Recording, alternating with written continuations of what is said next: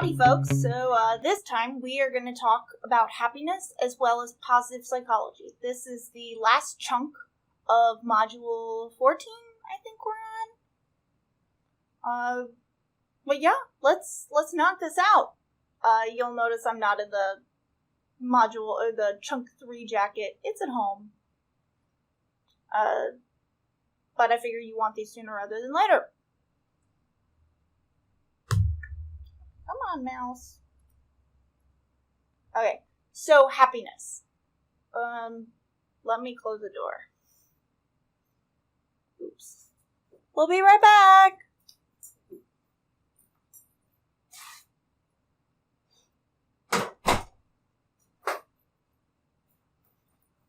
Okay.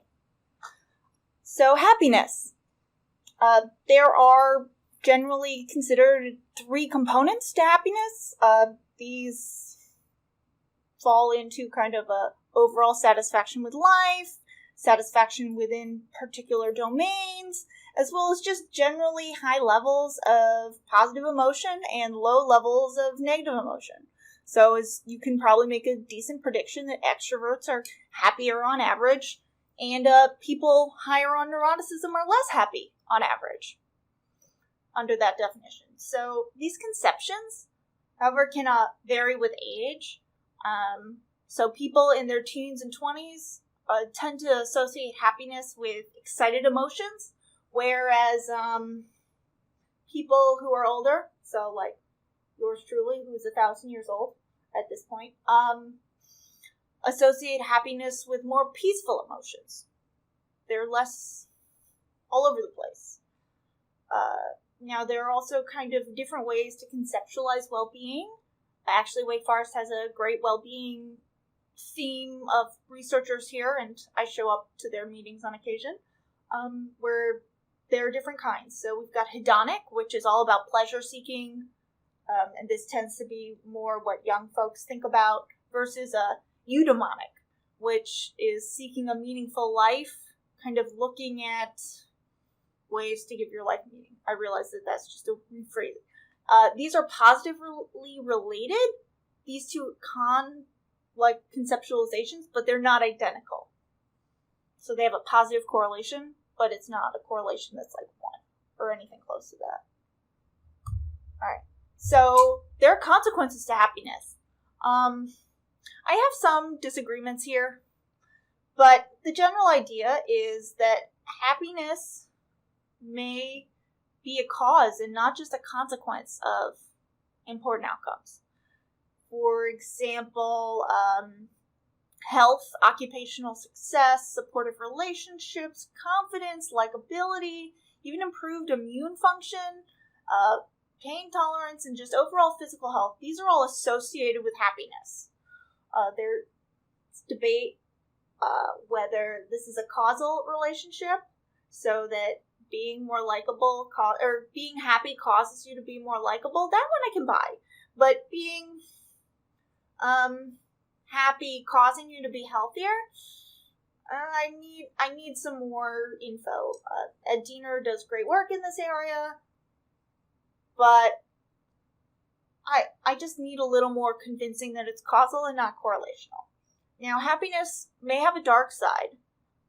In terms of negative outcomes. So often there's kind of happier people are less likely to recognize risky situations, or they may pour excessive energy into unproductive pursuits.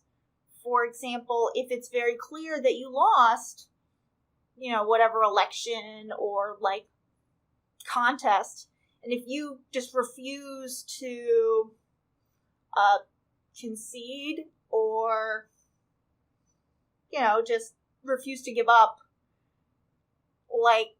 at some point you gotta there's no amount of time, energy, and resources that'll get you the outcome you want. There tends to be more sunk cost fallacy, things like that. You pour more time in, which can be beneficial, because if you give up, you're done for sure. But yeah, okay. Let's back up. I'm going to record a non-political version of this. Okay, so there are consequences to happiness. both in terms of, like, happiness. Definitely, you win the lottery, you're happier for a little bit. So there are, like, things that cause happiness, but happiness can also be the cause. Sorry, let me scroll back up. Of important health outcomes. Well, so health is one kind of obvious one. Happier people tend to live longer, be healthier, things like that. Happier people tend to have greater occupational success. They tend to have more supportive relationships, more confidence, be more likable, sociable, have higher energy levels, improved immune system, greater pain tolerance, and just overall physical health. But the question is, which direction is that relationship? Some folks argue that it's happiness causing these outcomes, while other people, myself included, kind of think of it more like happiness is either like a consequence of these outcomes or just a correlation that, they kind of move together. Now, beyond that, happiness can have a dark side. So when I say dark side, I mean negative outcomes. Happy people are less likely to recognize risky situations, and they're also more likely to pour excessive energy into unproductive pursuits. And if felt at the wrong time, this can interfere with efforts to improve one's situation. And also just trying to be happy can be counterproductive. If one cannot become happy enough, blah, blah, blah. So, this can become counterproductive if you're constantly questing to be happy and you're just, not gonna, or your level of expectation of what level of happiness you should be feeling at all times, it can become impossible and counterproductive. It can make you less happy. So, happiness is also associated with arrogance. Happy arrogance can be harmful to others. You can kind of encourage people to waste time, waste resources, things like that. Now, also, it just seems that happiness is related to effective functioning in a broad number of areas, including decision-making, professional accomplishments, social support, and happy people use less drugs. Now, there are some kind of debates here on, for example, socioeconomic status. Ed Diener argues that happiness is got a strong causal effect on longevity, and that this effect is as strong as socioeconomic status. I really struggle to believe this one, because the alternative, the counterfactual that, I think it's a third variable in this case. That the effect of happiness on longevity is just, I want it to be true, but I really think that it's more likely that the same things that are causing you to be healthier, like socioeconomic status and education, are also associated with greater levels of happiness. I want to be wrong. I would love happiness to be causal. But right now, I just don't have enough evidence to, eliminate that approach. That explanation. And for me, I need some convincing. It's cool. I want it to be true, but I just don't have enough evidence right now. Okay. So, sources of happiness. About 10% of happiness is circumstantial, while the other two, that 90%, now these are on figure 15.7 as three main sources of happiness.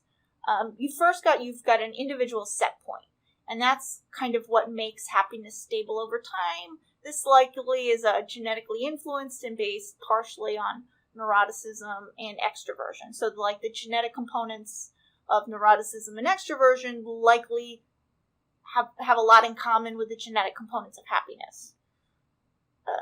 We've also got objective life circumstances like age, income, education, marital status. All those kind of contribute to stable set point.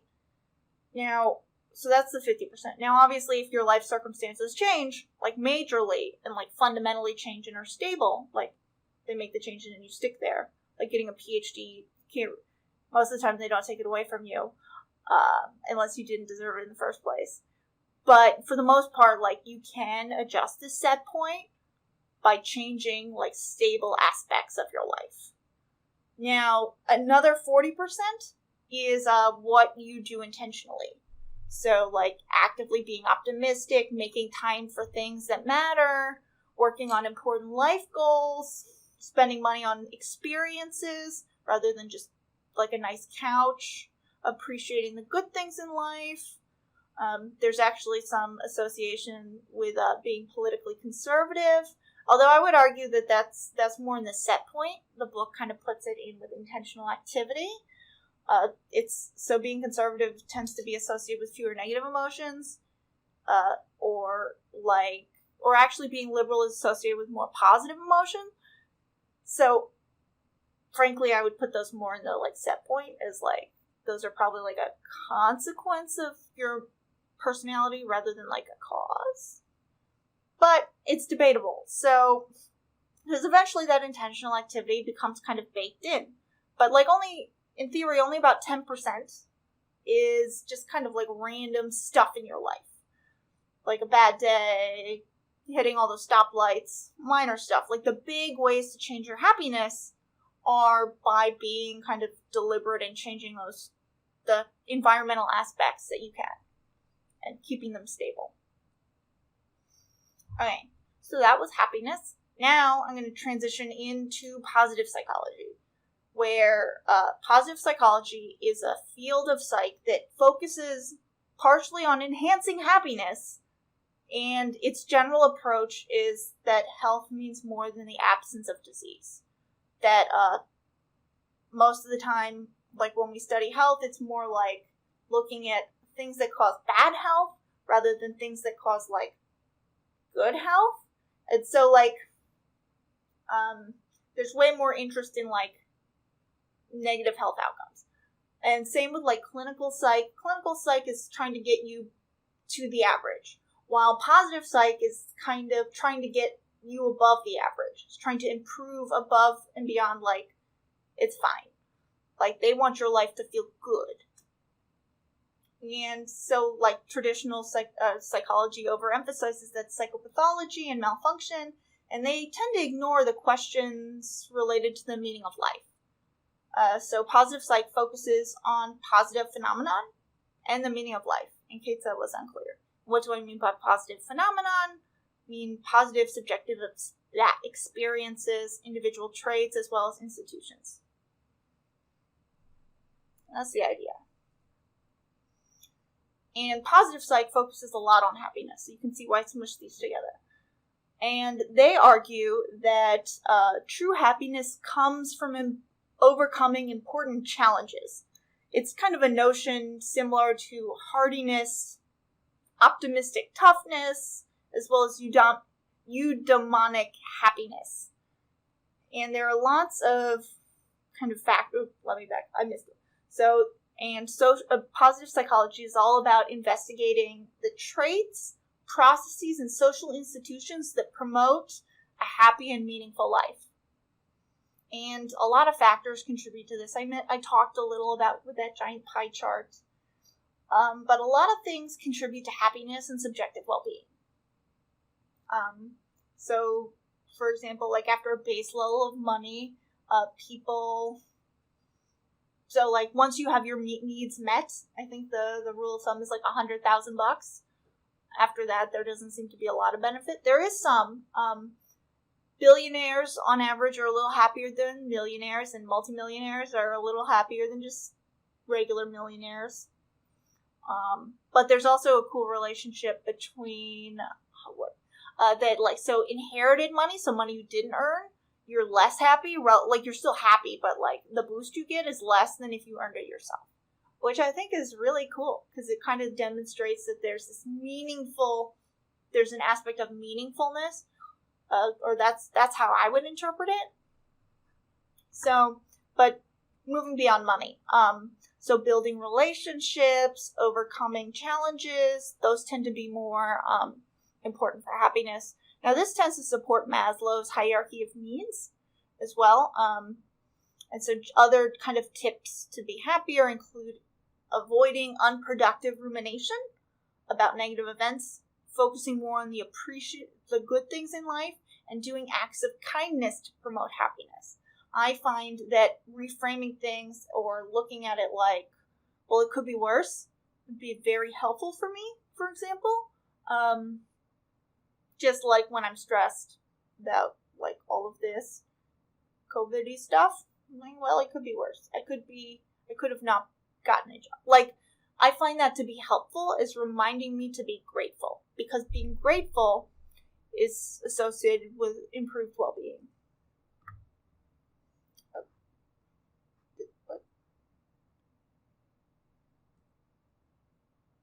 Okay, apparently I have duplicate slides. That is strange. Okay, so positive psych. There's a lot of advantages for optimism. I know I've already talked a little about this. Some of the advantages are being less fearful, more willing to take risks, being relatively happy. But optimists also not all upside. Major disadvantages including taking foolish risks, failing to anticipate problems. It can be difficult for them to identify virtues, or blah blah. Difficult for them to anticipate problems, which in turn decrease their likelihood of success. So these are big deals. That's one reason why I kind of approach it as defensive optimism rather than defensive pessimism. So what I do is I solve for the worst case scenario. So I plan for that, like those problems. But then after that, I'm like, okay, let's be less fearful. Let's assume the best, but have planned for the worst. Or hope for the best, but plan for the worst. That's the idea that I'm trying to get at. Excuse me. Okay. Positive psych is also super into character and virtues. Like, really into it. And so I'm going to... And the big ones that they've identified are, so let me caveat, it's really hard to see which of these are universal. Because the idea with virtues are that these are, like, they try and find universal virtues, so the ones that are for everybody. And this can be difficult because you're making value judgments. And these value judgments tend to go beyond science. But the classic virtues are like courage, justice, humanity, temperance, wisdom, transcendence. I got a table, so don't freak out too much. Some of these are probably evolutionary based, but not everybody has them. And when I say evolutionary based, like these probably have some decent advantages. There are also, a lot of these are often seen across different cultures, and they seem to solve crucial survival problems. But not every culture has these, as on the next slide. This table talks about the most universal. Here, the E and T is a strange thing. So what this table is trying to illustrate is that various philosophical and religious traditions, many of them have these six virtues that seem to be at least relatively universal. Now, E is an explicit endorsement. So the book in this table from Seligman argues that Buddhism doesn't explicitly or implicitly endorse courage, but like Islam, Judaism, so that's what they're trying to do here. See, so they break it down by explicit versus implicit. Implicit is with a T. I don't know. That's what they used in the original tables. That's what I'm using here.